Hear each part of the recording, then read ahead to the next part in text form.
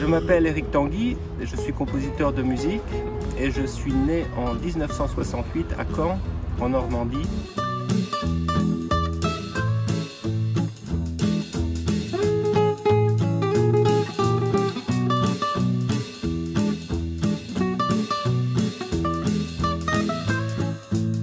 Je suis né dans une ville extrêmement active pour la culture, Caen donc. Quand j'étais étudiant là-bas, très jeune étudiant, apprenti violoniste, le directeur du conservatoire a fondé un festival qui est toujours très actif aujourd'hui, dans lequel sont venus mes héros de la création. On peut citer Messiaen, Ligeti, Dutilleux, Berriot, Stockhausen, Kaya Sariao, Pascal Dussapin et tellement d'autres. Un souvenir très particulier, quand j'étais jeune, je savais que je voulais écrire de la musique, mais il n'y avait pas de classe d'écriture, de classe de composition. Alors je griffonnais sur du papier des choses qui étaient très mauvaises. Et puis quand j'ai su que Olivier Messiaen allait venir à Caen, j'avais préparé dans mon manteau quelques fragments de pseudo-composition. Et puis sa femme a joué Les 20 regards, donc qui est un cycle pour piano solo qui est absolument magistral. Et après le concert, je me suis dit, non, tu peux pas montrer ça à Olivier Messiaen. Cet homme est un génie absolu. Et toi, tu es un tout petit apprenti compositeur. Tu peux pas montrer ça à Messiaen. Néanmoins, j'ai échangé quelques mots avec lui. Il était très sympathique, très gentil. Et voilà, peut-être que psychologiquement, ça a fixé un objectif de qualité, de tenter d'approcher comme ça quelque chose de très profond, de très pensé, de très structuré, de très musical aussi, parce que le langage de Messiaen est incroyablement musical. Il touche énormément et il est pourtant très moderne. Par la suite sont venus d'autres compositeurs, comme par exemple Ivo Malek. Ivo Malek a été par la suite mon professeur au conservatoire supérieur à Paris, conservatoire national supérieur de musique. Et pareil, j'étais un très jeune, j'étais adolescent et je suis allé voir Ivo Malek après son concert et je lui ai dit « Ah, j'écris de la musique » et il m'a dit cette phrase très belle « Venez voir quand vous serez prêt ». Ça a fixé un deuxième objectif dans mon esprit, c'est-à-dire la question de se préparer pour recevoir l'enseignement d'un grand maître. Ici, on est rue de Madrid et ce bâtiment, c'est l'ancien Conservatoire national supérieur de musique et de danse. C'est dans ce bâtiment historique que j'ai fait mes études en partie, puisque par la suite, le Conservatoire national supérieur de musique a déménagé porte de Pantin. Mais je suis entré là en 88 et c'était un bonheur incroyable d'être dans ce lieu, dans ce bâtiment historique, avec une histoire de la composition incroyable, une histoire de l'interprétation incroyable. J'étais là, Debussy, Fauré, Saint-Saëns, Ravel, Dutilleux, Messiaen, et tellement d'autres. Voilà, tellement d'autres avant. Voilà, donc c'est un lieu extraordinairement chargé d'histoire. Autre chance incroyable, mon professeur de violon, enfin disons que je suis entré dans la classe de violon d'un grand violoniste qui s'appelle Rodrigue Milozzi et qui se trouve avoir été le cousin germain du très grand compositeur spectral Orazio Radulescu. Et de fil en aiguille, j'ai eu la chance de rencontrer Orazio Radulescu et à 17 ans, il m'a pris comme élève. Il m'a enseigné en privé avec une générosité mais que j'ai presque plus jamais vue par la suite. J'arrivais chez lui à midi ou 14h ou 15h et ça durait jusqu'à minuit, 2h du matin. Après il me ramenait en voiture à Paris parce qu'il habitait à Versailles. Enfin, ça a été une relation maître-élève sensationnelle. Bien sûr après j'ai retrouvé Ivo Malek au Conservatoire supérieur. Et lui aussi avait une espèce de bonté, de gentillesse, de bienveillance qui m'a... Tout ça, ça m'a beaucoup inspiré, beaucoup aidé dans le parcours de la création. Évidemment, c'était une personne très différente de Radulescu. Ivo Malek a été un des pionniers de la musique pour de la musique mixte, donc pour ensemble instrumental et électroacoustique. Il se trouve que très rapidement, au bout de 2 années, il a pris sa retraite. Il a été remplacé par un des très grands maîtres de la musique contemporaine, Gérard Grisey.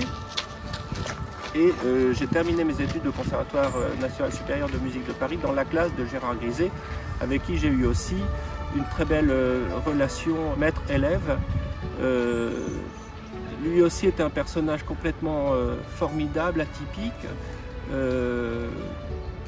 Bien sûr un grand génie de la création, mais il était aussi très simple, très accessible, très gentil. Voilà.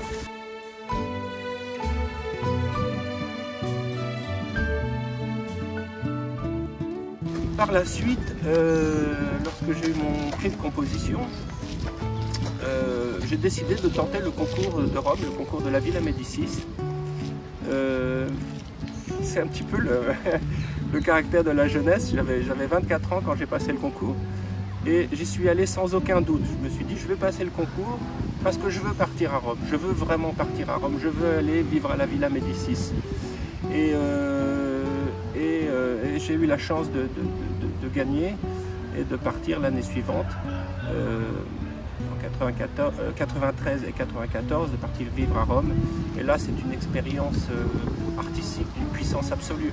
Ensuite, il a fallu rentrer à Paris. Et pour moi, rentrer à Paris après Rome, c'était comme une espèce d'énorme rupture amoureuse, parce que j'étais littéralement amoureux de Rome. Ce qui était très fort à Rome, c'est que j'ai élaboré là-bas vraiment les bases du langage musical, les bases sur lesquelles j'ai continué de développer mes recherches et je crois que la musique que je compose aujourd'hui, elle est liée énormément à mon séjour à Rome, mais aussi à mon travail antérieur avec mes professeurs, et en particulier quand même Radulescu, parce que Radulescu m'a appris la science des hauteurs. À partir de mon séjour à Rome, d'abord j'ai quitté la microtonalité qui me semblait être très expérimentale et en tout cas pas correspondre à mon champ intérieur.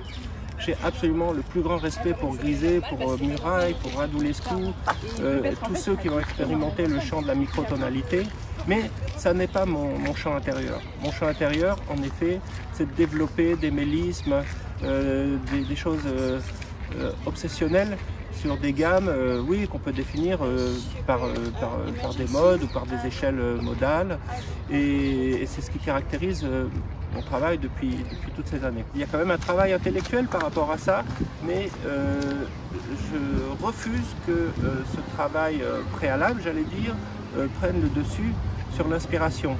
C'est la base de l'inspiration, mais l'inspiration c'est quelque chose qui est plus fort, qui est plus mystérieux, qui est absolument presque indescriptible.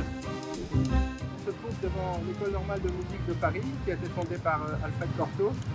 On a fêté le centenaire de ce lieu prestigieux en 2019. Et voilà, j'ai la chance, le privilège et le bonheur d'enseigner la composition dans cette école. C'est une grande joie parce que c'est une école internationale dans laquelle de nombreux élèves viennent de très nombreux pays. Et donc il y a une richesse, un bouillon de culture international qui est formidable. Je suis non tonal. Oui, parce que il y a eu parfois cette petite confusion faite sur ma musique de dire néotonal. Or techniquement c'est une erreur. C'est une erreur parce que la tonalité c'est un système avec des accords qui sont classés et puis des degrés et puis des résolutions, des cadences, des choses comme ça. Or je n'utilise absolument jamais ce langage. C'est un langage la tonalité. Alors parfois les gens parlent de nouvelles tonalités, ce qui ne veut pour moi strictement rien dire du tout.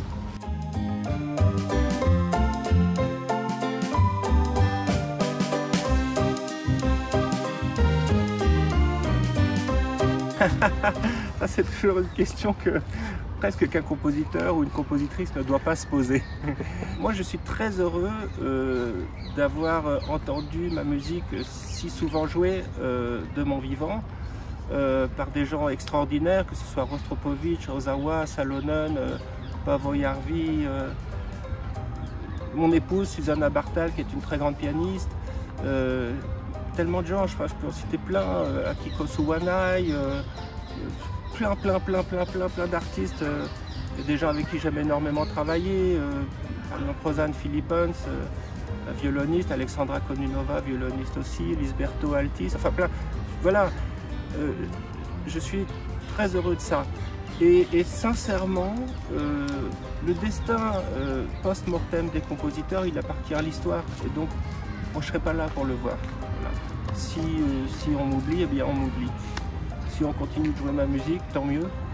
Si elle apporte de la joie à ceux qui l'écoutent. Et je crois que c'est ça la question la plus importante. C'est que ça ne sert pas à grand chose de vouloir rester, pour être là dans l'histoire et dire je suis tellement important. Non. Ce qui est important, c'est d'apporter de la joie, du plaisir sonore à ceux qui vous écoutent.